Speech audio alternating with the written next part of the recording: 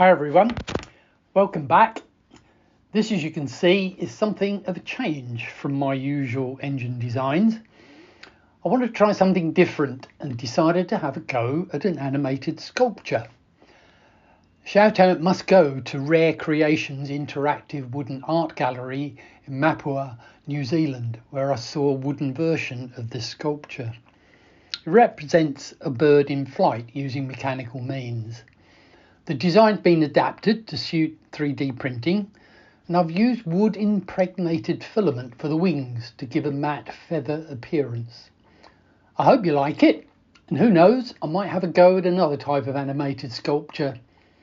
Don't forget to subscribe if you want to keep up to date with my designs in the future. Bye for now.